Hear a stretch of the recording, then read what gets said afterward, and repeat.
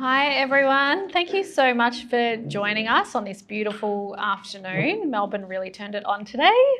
I'm Marianne Marchesi, and on behalf of Legalite, I would love to welcome you to this event that we're hosting, and I will also be joining the panel in a moment. Just in terms of housekeeping, bathrooms, if you need them, straight through these doors to the very end and turn right at the bar. Don't worry about feeling awkward walking out in front of everybody. It's so fine. We're all friends here. And phones, please put them on silent. We will be capturing some content today, as you can see with the cameras. They'll mainly be on the panellists, but if you don't want to be in footage, just let us know and we'll make sure that you're not in it. And then after the panel, we'll have some time for questions and then more informal networking, so please hang around. Just a gentle content note on today, we'll be discussing themes around fertility, pregnancy and pregnancy loss. So if at any point you feel like you want to step out for some fresh air, please do. You have our absolute permission to do that. And yeah, take care of yourself. So now to why we're here.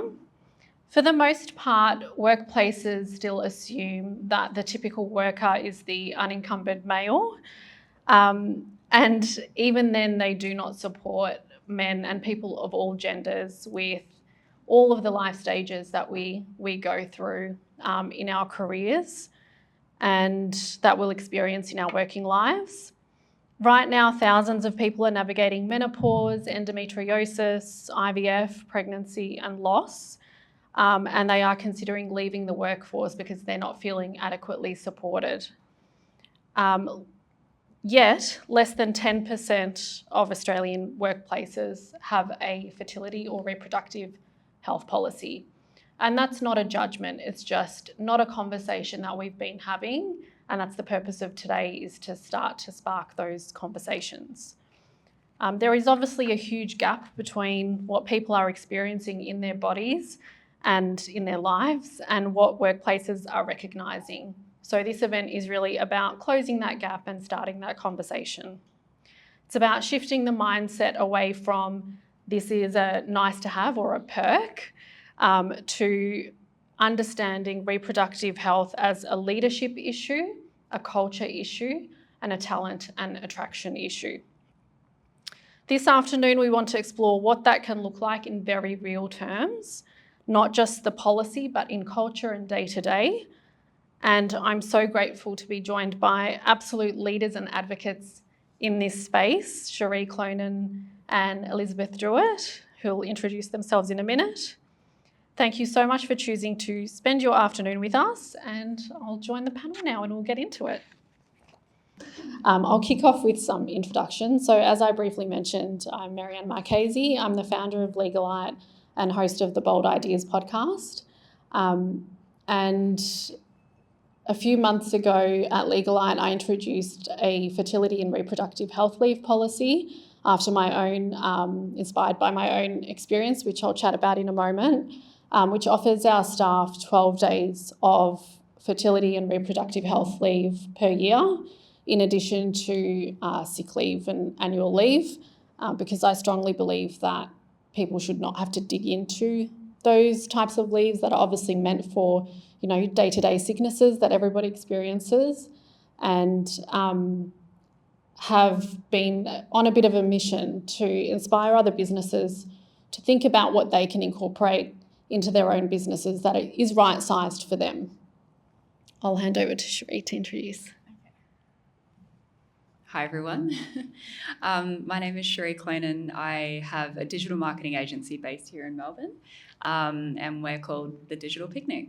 And I guess for me, similarly values aligned, and from conversations today, probably even founder aligned by the sounds of things. But I was raised by a solo parent dad who said, Cherie, when you grow up, if money comes into your hands, make sure you do good things with that. And so what we're trying to do is build this humanistic and encouraging workplace where we are designing policies that put human beings first. So many of them relate to the conversations we'll be having tonight. We did clock some media attention for some other policies around a world-first neurodivergency policy, which covers the full cost of any neurodivergent assessment for any of our employees. It goes on and on, really. I just keep opening up that Google Doc and thinking, what could we do next? I'm looking forward to speaking tonight about some of the things that we've been doing. Thank you. Hi, everyone. I'm Lizzie. I'm the Head of People and Culture at DISSH. I've worked at DISSH for the past 9 years.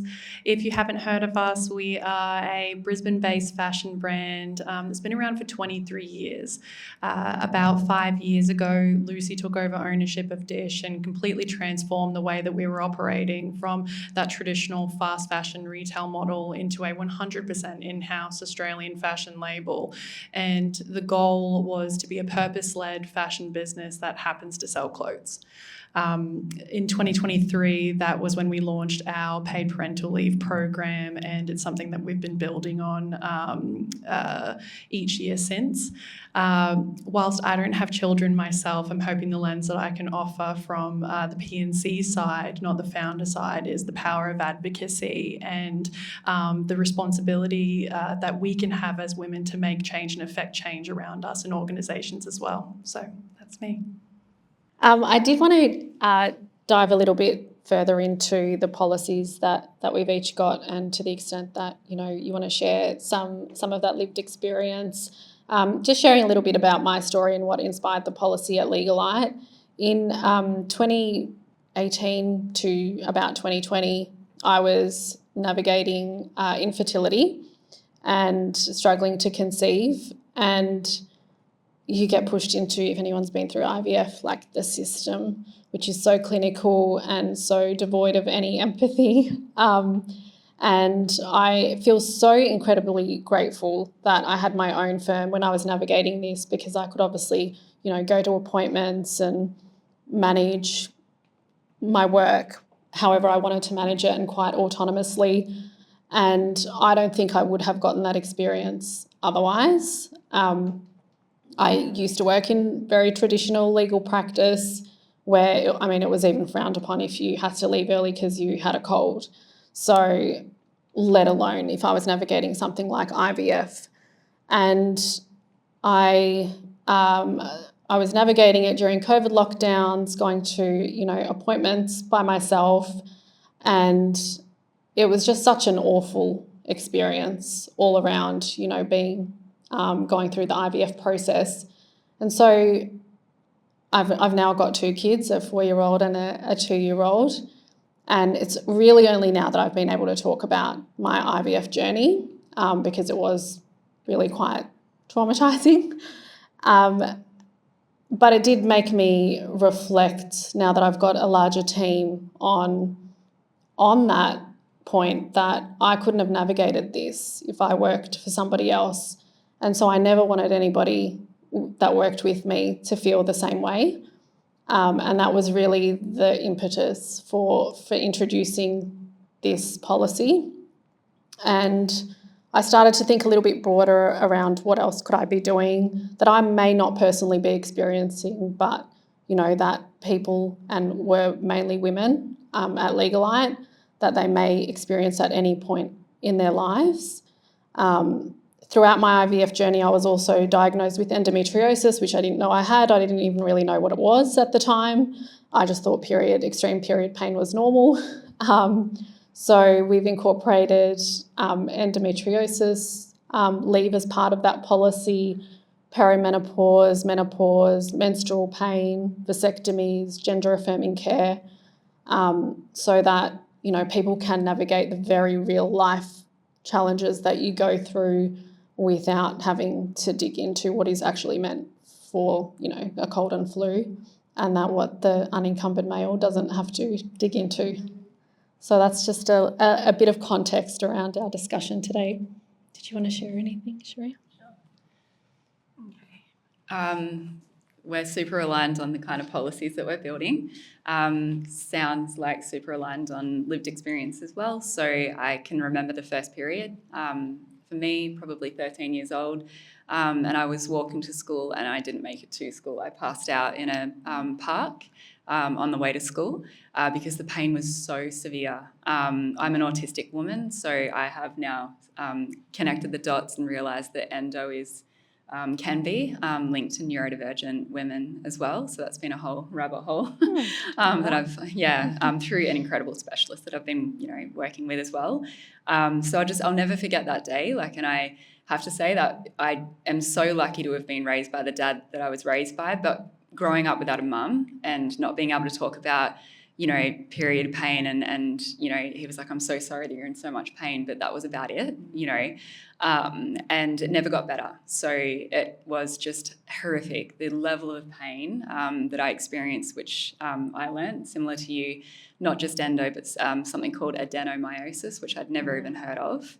And it was just so validating, but a little bit too late, because by then we had ourselves experienced, struggles with fertility, pregnancy loss, and it just felt so hard and so sad and so unnecessary.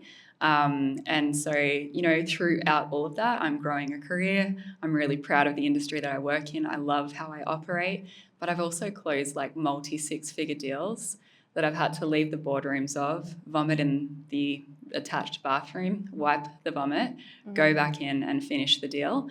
And I just, like you, didn't want my team to ever have to push on through that level of pain because it just breaks your spirit, And so we've designed similar policies that look after, people. This year, I've just undergone a big hysterectomy because I'm done with adenomyosis. I waved that white flag and just decided, take it, please. But it's massive. You get plunged into early menopause, and I, again, wanted to make sure that I look after people who are doing, like you said, just a collective set of life experiences whilst also giving the best of themselves, within your workplace.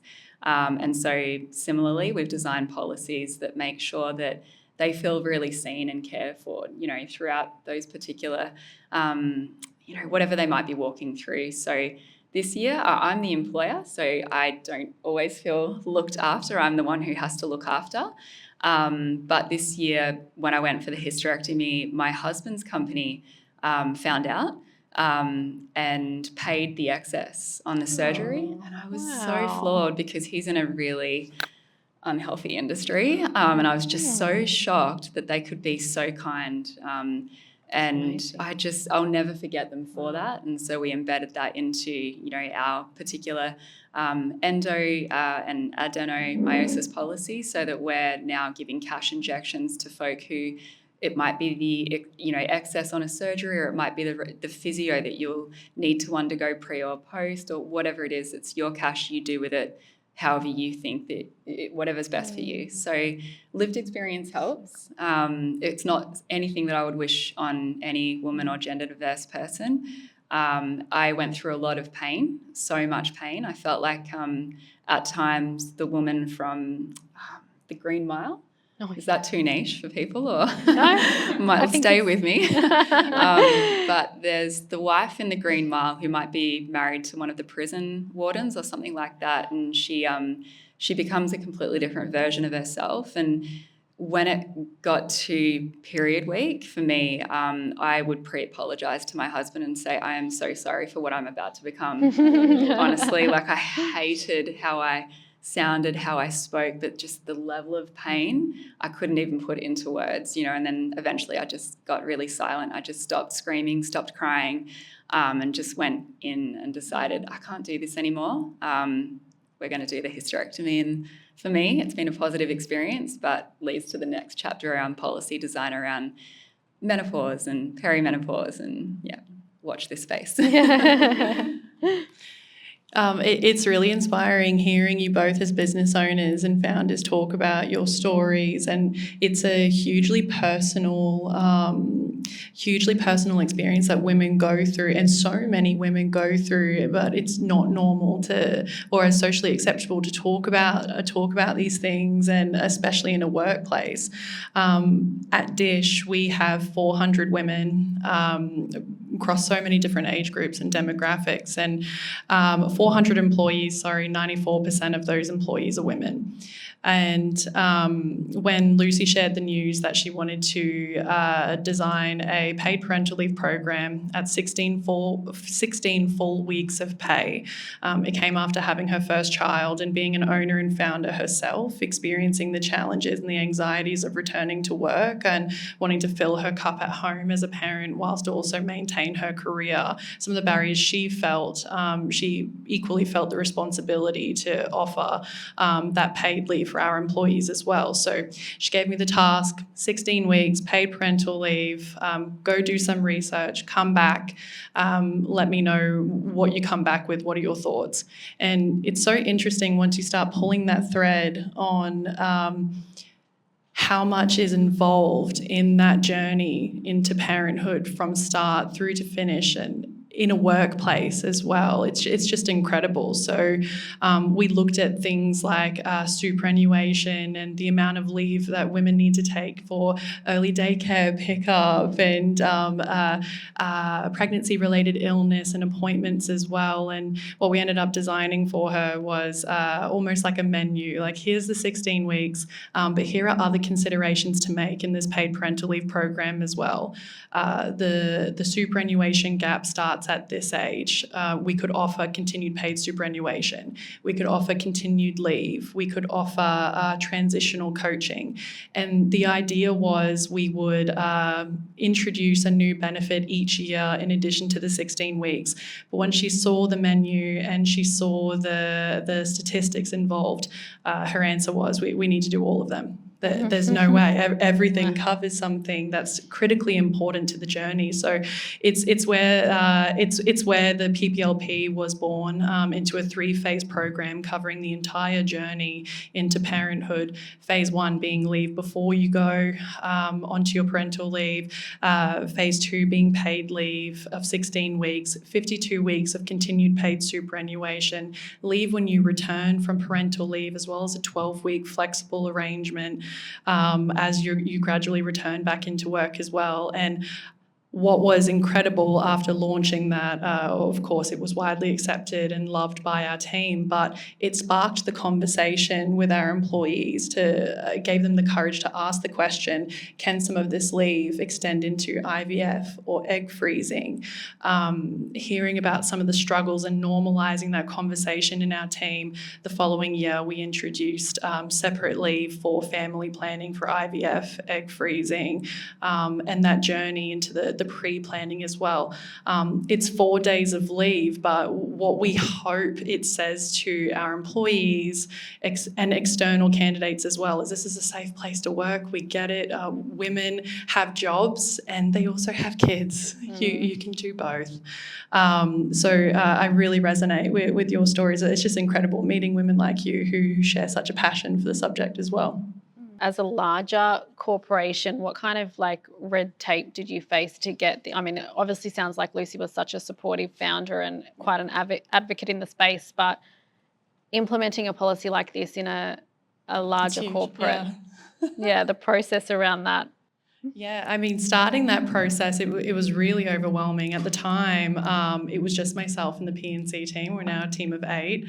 But we trying to find policies and what great looks like when there really aren't many organisations that offer this kind of leave and this kind of program. It was really challenging, and I think when we talk about red tape, we're the kind of business where when we decide we're going to do something, we're going to do it. If it feels right, we're going to find a way. But partnering with like-minded organisation, a like-minded law firm who could walk us through that process was really helpful. We were also really surprised by how supportive external businesses were of helping and supporting us and bringing this to life as well. So red tape involved more so. For us, it was making sure our employees were getting the best out of it. We didn't want to offer 16 weeks of paid leave and that somehow mean that they couldn't get the government paid leave as well. So it was some of those complexities that we had to work through. And of course, looking at it from a cost-effective perspective as well, trying to forecast. You can't predict babies, unfortunately. So trying to forecast that from a longevity perspective as well. There was a lot of analysis that went into that. I would say from start to finish, the process for us was probably around 6 months to get it off the ground and launch it for International Women's Day. So I think for us, more than anything, the red tape was really the policies, procedure, and the tax and things like that with the government too. I won't go too deep into that, but different subject. But having support from a law firm was really, really helpful for us in navigating how all of those intricate details are so important. And then I guess, Cherie, for you, probably similar to me, being a founder-led business, was it just a matter of kind of, you know, I've got this policy idea, next day it's implemented? Yeah, okay. Yes. I think the founder-led businesses, they hit different, but there's, so many like parallels. I think I might be just at the beginning of what you just described. We only just have our first head of people and culture. I already feel so much safer every day. To anyone who works in that industry here, thank you for existing. I don't know how you do it, but I just am honestly in awe. All I have is an autistic special interest in people. I have absolutely no qualifications in HR whatsoever, but I'm just driven by this really intense special interest in people. And so for me, I laughed before about just opening up a Google Doc, but there is more to it than that, because you have to think about, this is okay now. We're a really small indie-sized digital marketing agency, a team of 31, but I'm envisioning designing things and thinking of being in a really different place. So you have to think about, I don't think we'll be at 400, but you know. I would need a much bigger people and culture team to begin with. But so we're trying to predict similarly what will that look like when potentially everyone benefits at the same time. Like the theme of this evening, it's not just a perk. To me, most of what we get media attention for is just in my mind, and I say it to Steph all the time, it's an absolute bare minimum. And I say as well, the bar's on the floor, So I guess for us, it's a Google Doc. And now I do get to liaise with the head of people and culture, thank God for Noosh, and build out these pieces, with the right heads, operations, people and culture, and legal, and making sure that we're setting ourselves up for what's actually like able to be pulled off. So I can remember in earlier days comparing ourselves to where I wanted to be, but we weren't ready yet. So there's one huge $1 billion, I think, tech startup, Linktree, and they just had everything that I wanted, in terms of policy. But to try and keep up with that, I was just the digital picnic, not Linktree. So I'm learning how to put the right business, like the business acumen, and say this is for the future, whereas this we can pull off right now. You would be so surprised at what you can pull off. People think that this is just so expensive, and we were talking before about some of our policies are just finding out that a neurodivergent woman might be joining our business who has an entirely different circadian rhythm to maybe a lot of the people in this room, and so she's still going pretty hard at 2 a.m. Her brain doesn't switch off until 2:30. And we noticed her resume looked like a different job each 6 months, and so I just asked an honest question, in the interview, and said, what can we do to support you to stick around, not in those exact words, but something to that effect. And she shared, actually, I just need a different start time, and it was 11 a.m. That's free. And I'm really proud to share now that she's been with us for 6.5 years. Oh, wow. Multiple promotions, breadwinner in her family. Her little girls are so proud of her. And I just think that kind of free, Yeah. literally free change and yeah, sure, it can sit in a Google Doc and it can be called a policy, but at the end of the day, we're just honouring a different rhythm for someone who just needs to operate differently to stick around for 6+ years and clock multiple promotions and happily ever So after, cool. hopefully. So That's so cool. I really relate to that as well. We have what we call work by design at Legalite, which is designing work around the person, not the other way around. And I've attracted such great talent as a result. We've got staff that are here that live in Queensland, New South Wales, and I think just when you think about putting the person first, and policy is part of it, obviously, but you just attract such better talent, and people do stay with you like that. 6.5 years is incredible. People stay with you for the long term when you can, prioritise them first. And you both touched on it, but today's obviously called not a perk. What do you think beyond just the policy makes initiatives like these more than just a perk? And I guess for Legalite, it's about role modelling as well. So I'm very open with my team about my endo. Like I will, put in the team chat, I'm getting endo symptoms, I'm just going to take 20 and have a lie down. We were talking the other day, Lily, about in the office, like we're accustomed to hiding your tampon as you walk to the bathroom. So now we just like wave our tampons around. No, we kind of just, don't tuck it into our sleeve. And so I think for me, what I've noticed is that practical, real life, don't hide who we are is so important beyond the policy. And I'd love to hear from you both as well, what else you do beyond the Google Doc. Okay. Thanks.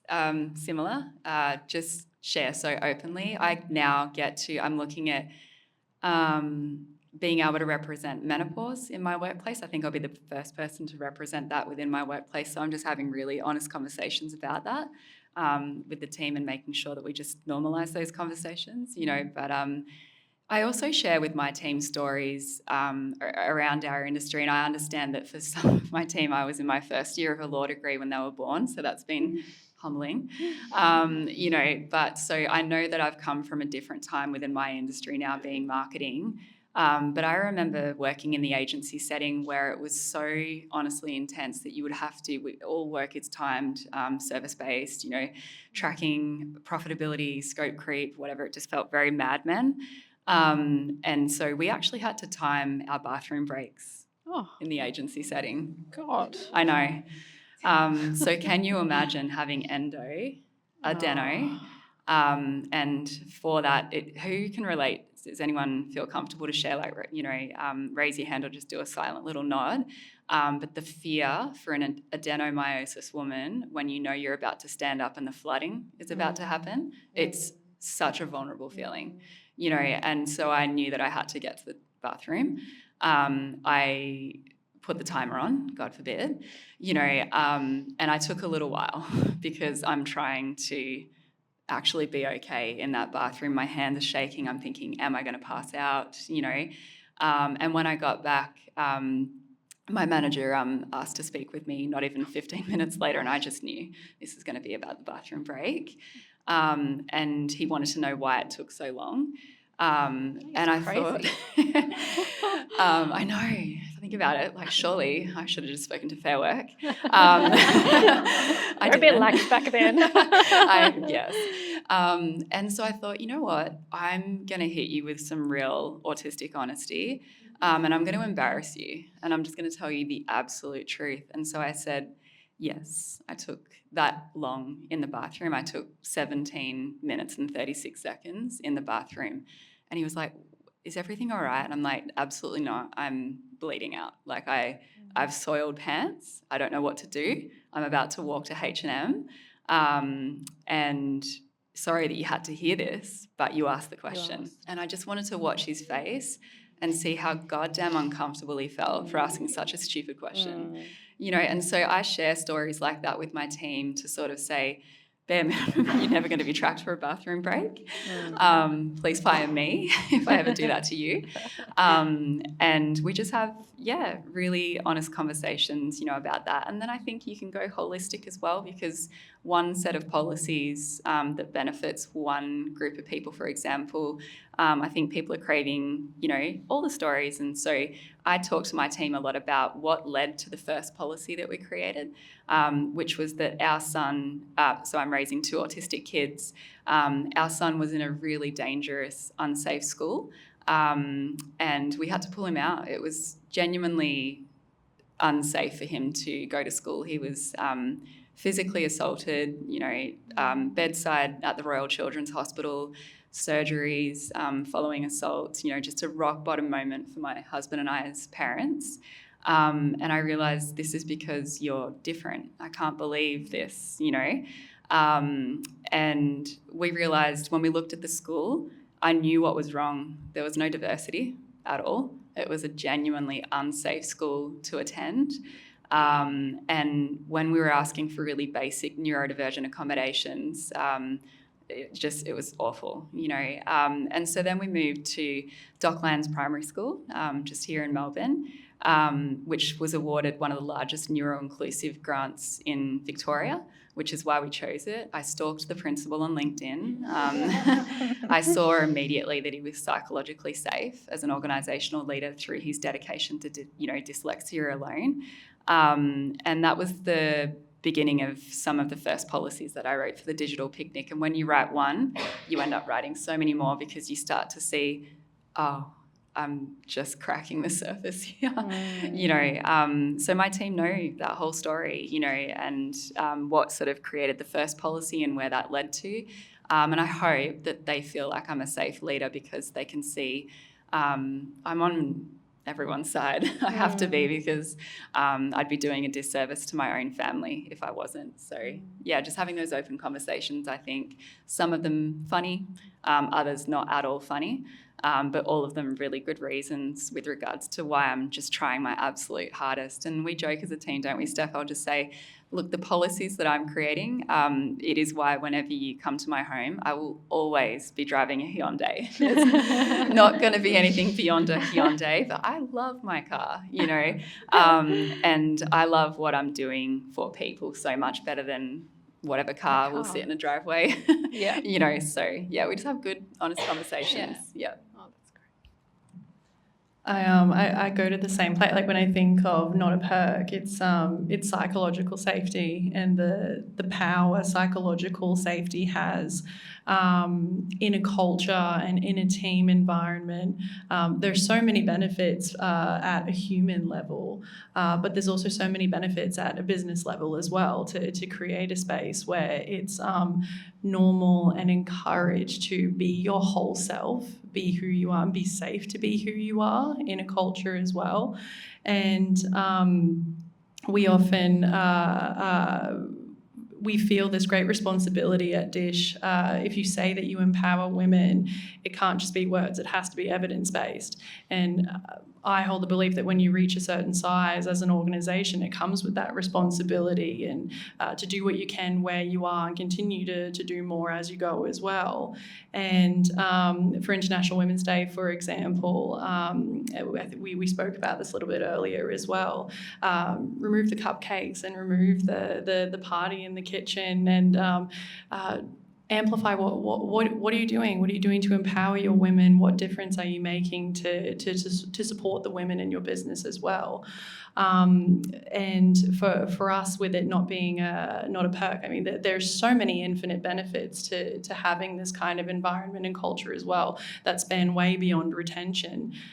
When you think of fashion in Australia, Queensland probably isn't the first state that comes to your mind. You probably think of Melbourne or New South Wales. And for us, having something like a paid parental leave program and this kind of culture and psychological safety that we promote externally, we have absolutely no issues in our business relocating women from Melbourne and New South Wales Wales with this incredible extensive experience in fashion to bring that into our business, because they crave a business and a culture where there is that safety to be your whole true self, and a business that really gets it and understands it. It doesn't have to be a big, shiny, beautiful program. It could be something as simple as you're safe here to be yourself. If it's an earlier start or a later finish, if you need to pick your child up from daycare, if you're not well, if you weren't able to make this meeting on time, you're safe here, and that alone, I think, holds so much power, and I think why our retention is so high. We have kind of a similar culture and vibe around that feeling safe at Legalite. I had a candidate who, I won't name names because I actually haven't asked her permission to share this story, but she applied for a role at Legalite and then messaged me to say, I'm so sorry, I have to withdraw my application because I've just found out I'm pregnant. And I called her and said, please do not withdraw your application because you're pregnant, and please don't apologise for being pregnant. Firstly, congratulations. And I did go on to hire her. She's been with the business for 3 years and is like just an absolute right hand to everybody in the team. I would much rather hire someone that is right for the role and is going to have babies than hire someone that may never, but is completely wrong for the role and for the culture and the company. And I think that, you know, other ways of signalling that you're safe here are really, really important for businesses, you know, beyond the policy. You have to practice what you preach. Cherie, when you were talking earlier about, you know, the marketing world, it reminded me of the legal industry, and there's some people in the room from the legal industry. It's very traditional, very toxic, male dominated, and they do have these amazing policies on paper because they've got huge budgets. But, you know, women take great parental leave under these policies, and then when they come back, they don't have a place to come back to. They're often literally like pushed out of their office and then pushed out of the firm. So it's so much more than just the policy. Yeah. We have a program called the Encoreship. Has anyone heard of the program, the Encoreship? It's a returnship program for women who've spent a number of years out of the workforce and are struggling to re-enter. You never think it'll be you if you take that time out, especially if you have extensive experience and you've held roles for years. But the Encoreship, the idea is to bridge that gap on the resume, rebuild that confidence and support women in that return. But we had a woman a few years ago at the height of her career. She was a CFO in the UK. She did that for a number of years, worked really hard to get to that position. She took about 9 years out to care for her children, thought she would be able, she moved to Australia with her husband and thought she'd be able to step back into a role quite easily because she had an extensive background and history. But when she started applying for jobs, she thought she wouldn't start straight for CFO. Let me start for a finance manager. I've spent a number of years out, need to rebuild my confidence. She couldn't get an interview. She applied for finance executive roles. She couldn't get an interview. She applied for administrative roles. And when she would get the interview, she was competing against students who were fresh out of uni and were looking for salaries that wouldn't be close to being able to support where she was in life and what she needed. So confidence on the ground. She applied for the Encoreship, wasn't sure she would get the opportunity. She was successful. I said with Athena, I think she tried to quit 3 times during the 3-month placement because her confidence was so low. We said respectfully, no, we're gonna see through the program, see how we go. And on the back of that program, within 3 months, she accepted a HR director role for a mining company, and within a year, she accepted a general manager position up in Cairns for another role as well. And I think having that belief in people and the fact that the timeout holds so much weight when some upskilling and we all know women or know of a woman who has experienced this, and when I hear stories like there's these barriers that we continue to, it doesn't surprise us, but it should. You know, it's wild that it's still so common. And we were chatting the other day about, you know, when you hear policies like this or businesses doing really great things. You're like, oh, that's amazing. But hopefully we get to a place one day where it's actually not amazing. It's the norm. And, you know, every business has got something. And I want to chat about that side of things for a moment, like the business case for it. We've obviously touched on the benefit to people. But what would you say to businesses that are kind of like, can't afford it, or beyond like driving a Hyundai, which is such a dependable car, by the way. I had a Hyundai for 9 years. It's a good car. I guess that business case, I would love to hear from both of you. Okay.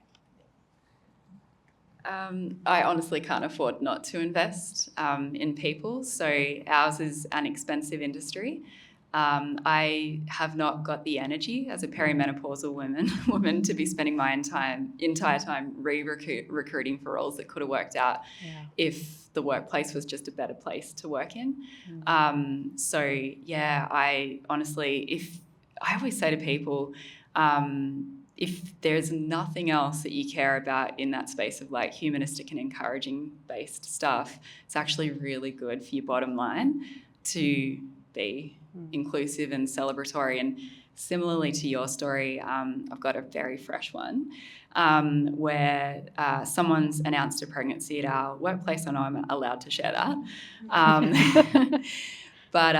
So then we said, okay, great, happy for you, congratulations. P.S. We're looking at you for this particular promotion. And they said, I won't be able to take it because I can see that I'll only be able to do 2 months in the role before I head off on leave. And I said, so? I said, take it, grab the increased parental leave at a higher rate, do 2 months, flesh it out for someone beautiful, whatever they are, 12-month contract, we're assuming, through conversation, and then come back in and nail it, and I hope, like you just said, that should be the norm. I hope that in the future that's going to be a very normal email that you will receive from a founder who's just like, hey, no, seriously take it, if for nothing else, just to spike up the payment that you'll have on your upcoming parental leave and your superannuation and. But as well, to speak to what you said before, the representation piece, every time, and I've done this so many times where a woman in our workplace has announced a pregnancy when they were, honestly in line for the promotion, 2 weeks later there's the promotion. Do you know how much that speaks volumes within your workplace? It says so much that you can never put onto a document within Google Docs. Right. There's policies and we love that, but I can't tell you the value that I know I can create when a collective group of human beings see that, hey, she just announced a pregnancy 2 weeks ago and now she's ... that's, I'll always do that. I love it. I think about my daughter or my son each and every time that I do that, because the opposite is really yucky. So my husband, before the workplace that paid for our excess for the hysterectomy, he was at a workplace where our son was 4 hours old and he was getting the most horrific phone calls asking, where are you and why are you not back at work? And I heard, because the voice was so loud on the phone, how long does it take her to figure out how to breastfeed? Oh my God. And I was just like gutted as a brand new mum, first-time mum, So all of this, what we're talking about tonight, it benefits every gender. It allows dads to be the dad that the children need that dad to be. It allows spouses to be genuine equals and partners, to their peeps.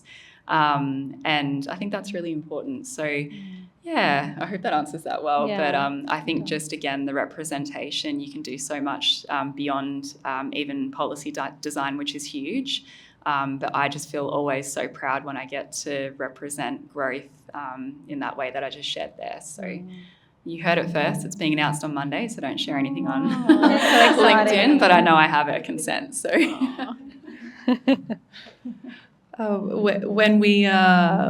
when I think about what could you do, we're very privileged at DISH that we're a successful business at a size where we can implement a program like the PPLP. But when I think about, of course, not every business is in that position to where they are.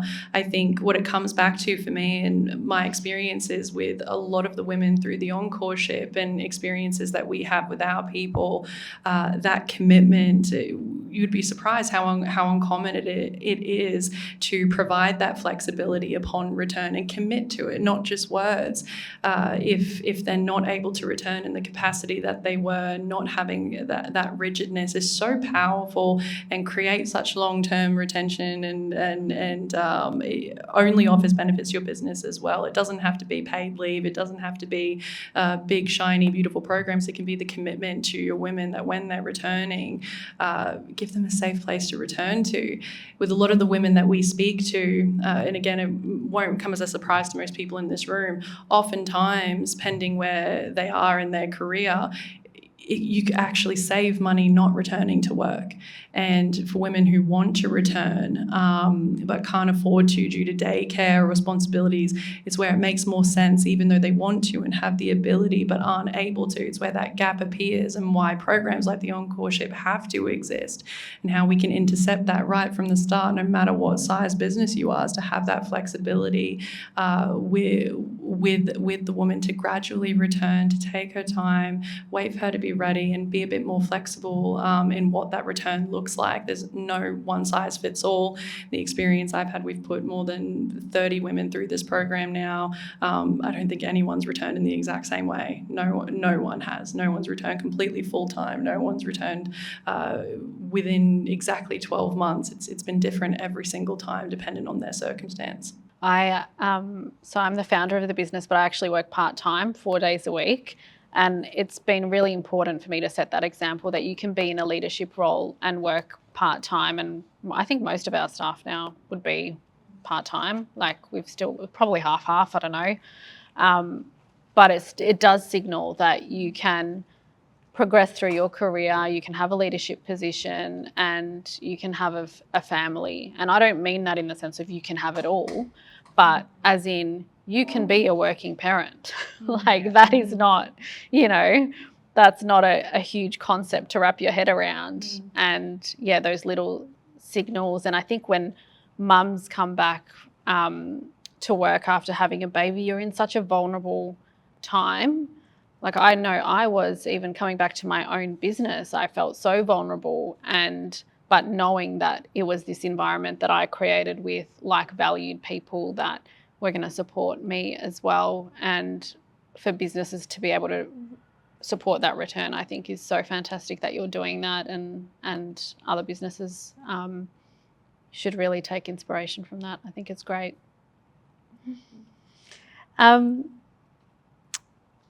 What trade-offs do you think that you've had to make as a business to introduce policies like these, if any?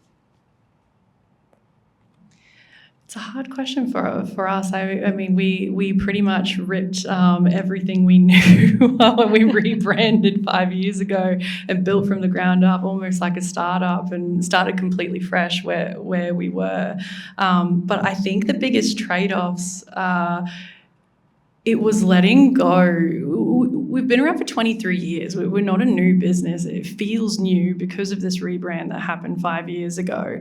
But when you're around for 23 years, no matter what, there's always going to be, this is the way we've always done it. This is what our belief system is. And there was a huge level of unlearning when it came to flexibility and meeting expectations, work from home, and offering that. I guess that you've really got to put your money where your mouth is and practice what you preach. And yeah, on a more minor level, the trade-off for us is always living into our values in the most authentic way. So if something really exciting is trending or happening in the industry, if there isn't that alignment to our values and who we are, irrespective of what it is, we won't do it. We'll always do what's right. even if that path is great for the bottom line or great from a reputational perspective, we always choose what's right first, and that's the commitment that we've made. I guess that's the bigger trade-off. We play the long game, not the short game. Yeah, I love that so much. I think from my perspective, I can't really see any trade-offs. Like it's all the business case. Like we advertised. So actually, I'll give you the backstory first, because as we know, business is not the highlight reel. But 2 years ago, I advertised for a position and I could not fill the role. We had like 8 applications maybe and just did not fill the role. 2 years later, after I came back from parental leave, we were going through a shit time anyway at Legalite, but came back from parental leave, did a lot of fixing, got the whole team invested in our new vision statement. And then we introduced this reproductive health policy a few months ago. We advertised for the same role and we received over 300 applications. It was insane. Mm-hmm. We literally had to turn the job ad off because we couldn't handle it. And like you, Cherie, we respond to each application. So we were like, we need to switch this off. And we had great candidates anyway. So, we didn't need to let it run. But I credit that to the policy, like the cultural change first that we went through over, 1 to 2 years, and the policy. 100%. For us, we always say what started as what felt like the right thing to do.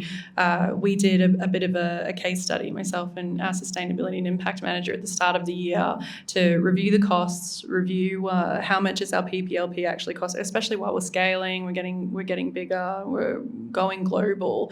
And interestingly, in hand on heart, we will provide the data to anyone that's interested if you reach out. We wholeheartedly believe the cost to remove this program would be significantly larger than what we pay. And this attraction, retention, the reputational value, it's incredible what the PPLP has brought our business. It started from such an authentic place, but now it's really good business to have these programs as well. Good. That's so good. It's similar to you though. So there's been no trade-offs. It's the same story. I think the more all in we go on honouring this place, we've doubled in size, more than doubled in size in just over 18 months. We can't get people to move on from our workplace because I don't want women to hit ceilings in my workplace, and I get really scared when they stick because they're in a comfort zone and I want them to stretch, so I'm like, go. Like, there is an incredible role here that you should absolutely go for. There's a woman in the room here who we've had conversations like that. One of your, I think, star employees now works for us, and I slid into the DMs of your founder and said, you need this person on your team. Wow. So that's what I want. Like, I want genuine growth. I don't want people to hit a ceiling in our workplace just because we've been unable to grow fast enough for their career. The brands, like we've just wrapped up working with McDonald's and Amazon and Uber and PepsiCo and TikTok and Tourism Australia, and like the list can go on, and they're choosing us because it's not just the obvious digital marketing results that we're going to clock that we can do with our eyes closed. It's the values alignment, and then our industry has a 2.4 year retention rate, and ours is at the moment triple that, almost quadruple. So again, just can't get great folks to probably consider moving on. That there's the trade-off. I can't think of anything. Only thing I can think about, speaking so honestly, is somehow our online community started to refer to us as the nicest place on the internet. And that makes me worried because there's a really unhealthy parasocial relationship that can be created with that. And when you come to recruitment season, I never want to hire someone who's got an unrealistic view of what work is still work, and we're working in a capitalist society, and some days are just honestly going to suck, and I want to be able to say in the interview, you're going to dislike me sometimes because I'm going to give you feedback that's going to help you grow. I'm not going to let you sit in a comfort zone, And so, we've just got to be super careful of the parasocial thing, and I'm getting better and better at clocking that in the interview setting, because it's not fair to them either. I know when they come into our workplace with that unhealthy parasocial relationship, I'm like, damn it. They were covert fangirls and we didn't even clock it. Yeah. So we have really good, honest, authentic conversations about that in the, before the interview even kicks off, just to make sure that we're here to work, we're here to grow, you're here to do the best work of your career, and we're going to look after you and seriously look after you while you do that. So Very cool. I might wrap up by asking a question. Is there anything that you would do differently? And for the people, I guess, in the room, what learnings can they take from our mistakes?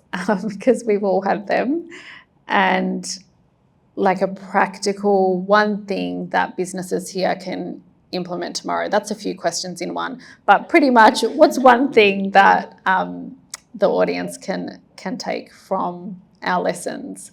I think for me, it's to make sure that your policy is fit for purpose. So we've had various policies throughout the years, and some of them haven't actually reflected the people working for us. They sounded great and they sound like really great, innovative policies, and they are, but they're not actually reflecting who works with us. So for me, it's about looking at your current makeup, who works with you, what life stages are they at, and you don't have to ask them like what they're going through personally, but just in terms of general statistics, and then write the policy based on the very real people that are working with you.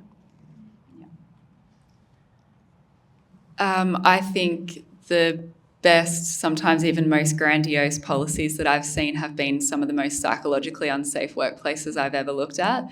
So you could have all of the policies, like you could literally look like a Willy Wonka, Charlie Chocolate Factory, whatever.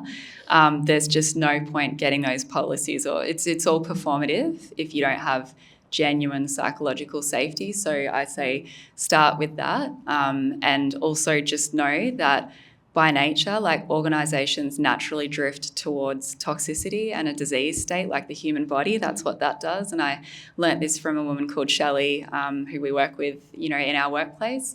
And once I realised that, it's like my autistic brain needed to hear that you don't just get to achieve healthy workplace culture once. It's something that you will do every single day, and you have to keep showing up and cultivating psychological safety, because by design, we just naturally drift towards toxicity. So keep pulse checking your culture, the psychological safety, because it wouldn't matter how many incredible policies you've got if people don't feel safe, if their nervous systems feel really not great about thinking of themselves within your workplace, what's the freaking point, So, yeah.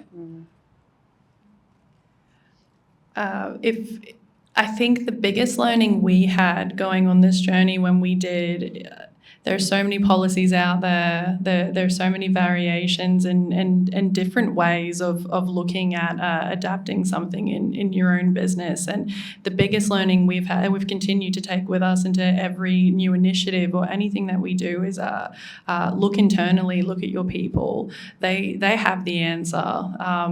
We look at the challenges that our people are facing, we diagnose that, and then create and shape the initiative around that. I keep saying fit for purpose since we spoke yesterday. There's no one size fits all. What DISSH is doing may not be exactly perfect for another business of the exact same size based on the people that they're hiring and what challenges and struggles their people are facing. So if I could give anyone advice, no matter where they're starting, if they're looking at adapting their own, it's to survey your people, do it in person, talk to as many people as you possibly can internally, and shape around what your people need first.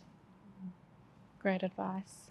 All right, well, thank you so much, ladies, for joining me in this conversation. We're going to hang around for more drinks, canapes, and enjoy the beautiful sunshine. Thanks, everyone.